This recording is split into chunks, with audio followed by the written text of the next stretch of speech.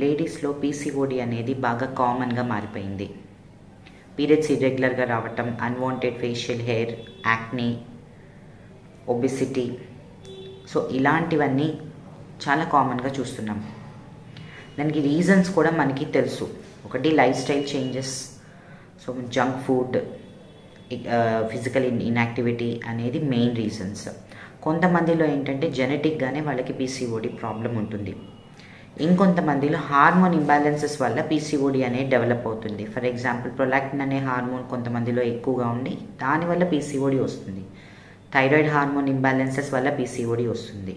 So ఇట్లా period ఇర్రెగ్యులర్గా ఉన్నవాళ్ళు PCOD అని డయాగ్నోస్ చేసినప్పుడు అది ఎలాంటి పీసీఓడినో తెలుసుకుని దాన్ని బట్టి ట్రీట్మెంట్ అనేది మేము ఇస్తూ ఉంటాం. బట్ ట్రీట్మెంట్కి రెస్పాండ్ అయ్యే వాళ్ళు చాలా తక్కువ మంది ఉంటారు. సో మెయిన్గా దీంట్లో ఏంటంటే లైఫ్ స్టైల్ చేంజెస్ అనేవి చాలా ముఖ్యమైన పాత్ర పోషిస్తాయి.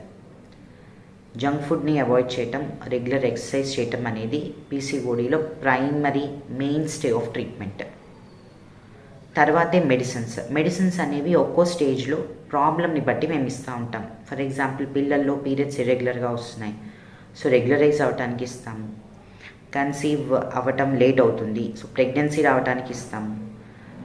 తర్వాత వన్స్ ఫ్యామిలీ కంప్లీట్ అయిపోయింది, కొంతమందిలో బ్లీడింగ్ ఎక్కువగా ఉంటుంది, సో దానికి తగ్గట్టు ట్రీట్మెంట్ ఉంటుంది. సో ఈ ట్రీట్మెంట్ మందుల ద్వారా తగ్గించేవి స్పెసిఫిక్ ప్రాబ్లం బట్టి ఇస్తుంటాం. But throughout the disease మీరు ఫాలో అవ్వాల్సింది ఏంటంటే హెల్దీ లైఫ్ స్టైల్. దేనికి అంటే ఇంకొక కారణం ఉంది. పీసీఓడి ఉన్న వాళ్ళల్లో షుగర్ ఎర్లీగా వచ్చే ఛాన్సెస్ ఉంటాయి. షుగర్, కొలెస్ట్రాల్, బ్లడ్ ప్రెషర్ వీళ్ళలో కామన్గా చూస్తుంటాం. సో ఓవరాల్గా పీరియడ్స్ ఇర్రెగ్యులర్ ఉన్నవాళ్ళు, అలానే అన్వాంటెడ్ హెయిర్, యాక్నే ఉన్నవాళ్ళు మీ ఎండోక్రైనాలజిస్ట్ని కానీ గైనకాలజిస్ట్ని కానీ కలిసి అవసరమైన టెస్టులు చేయించుకుని ప్రాబ్లంకి తగ్గట్టు ట్రీట్మెంట్ తీసుకుని మీరు మాత్రం life style changes life long follow అవ్వాలి.